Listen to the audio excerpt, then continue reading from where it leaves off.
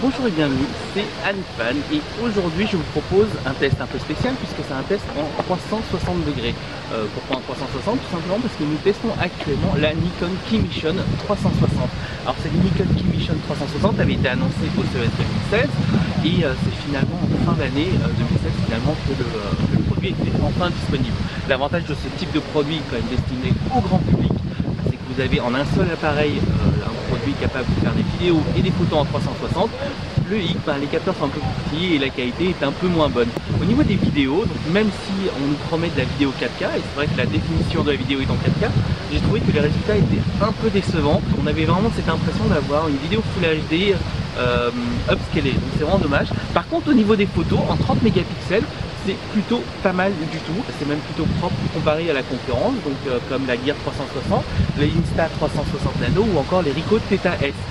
Et ce n'est pas le seul avantage de ce Nikon Key Mission 360 par rapport au concurrent, c'est qu'il est aussi anti-choc et résistant à l'eau. Donc du coup vous allez pouvoir l'emmener dans l'eau, etc. Et d'ailleurs à ce petit sujet, alors je sais, bon, vous ne verrez que dans les photos, mais le Key Mission 360 est livré avec des lentilles de protection. Parce que en fait j'ai vu une chose dernièrement, par exemple sur l'Insta360 Nano, je l'ai fait tomber une fois, ça a rayé complètement un des deux objectifs et du coup c'est devenu inutilisable. Idem pour le Gear 360 que je n'ai pas fait tomber, mais je me dis que si je le faisais tomber, ce serait pareil. Là l'avantage c'est qu'on peut changer ces petites lentilles de protection et c'est plutôt pas mal.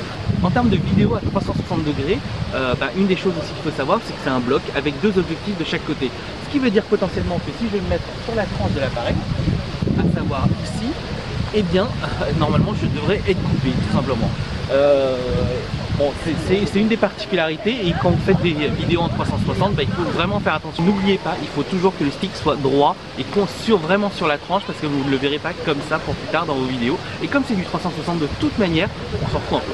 Voilà, je crois que j'ai à peu près fait le tour. Ah si, dernière chose quand même, oh là là, j'ai encore oublié. Là, très honnêtement, en faisant cette vidéo, je n'ai aucun retour. Alors vous allez me dire, mais si, il y a une application Nikon, je sais plus comment, Snapshot, voilà, Nikon Snapshot, etc. Et bien cette application malheureusement ne fonctionne pas super bien. Très honnêtement, il faut la connecter déjà en Bluetooth pour avoir un minimum de contrôle. Et si vous voulez faire un contrôle à distance, ou regarder les vidéos, ou regarder les photos, etc., il faut vous reconnecter en Wi-Fi. Alors l'un des inconvénients dans tout ça, c'est que vous connectez d'abord en Bluetooth, puis en Wi-Fi, et quand on est sur iOS par exemple, ça marche pas super bien. Du coup, moi j'ai beaucoup plus utilisé sur Android, parce que l'avantage d'Android, c'est qu'Android permet justement une connexion depuis l'application en Wi-Fi.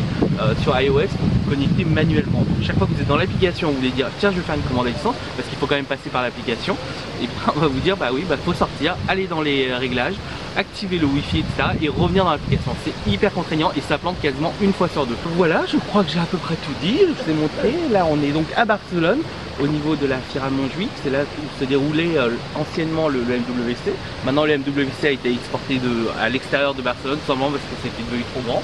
Mais vous pouvez voir un beau temps quand même pour ce mois de février. Et puis voilà, la belle vue de Barcelone, les vendeurs à la sauvette.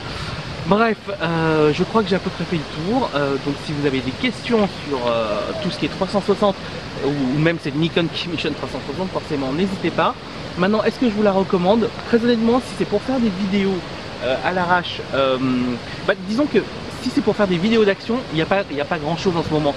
C'est vraiment le seul choix possible. Un des trucs que je peux dire, c'est que finalement, ce problème de finesse dans la vidéo 4K, ça reste du software, puisque le capteur n'a pas changé spécifiquement, donc il suffit que Nikon mette à jour son firmware. Voilà, je crois que j'ai vraiment fait le tour maintenant. Donc il y a des gens qui me regardent, ça me fait un peu bizarre parce que j'aime vraiment pas tourner en public, etc. Mais toujours est-il que j'espère que le son est bien passé, parce qu'il y a du vent, il y a de l'eau, il y a moi qui parle en plus, donc si vous m'entendez bien, c'est parfait. Et puis sinon, moi je vous dis à très bientôt sur une prochaine vidéo. Ciao!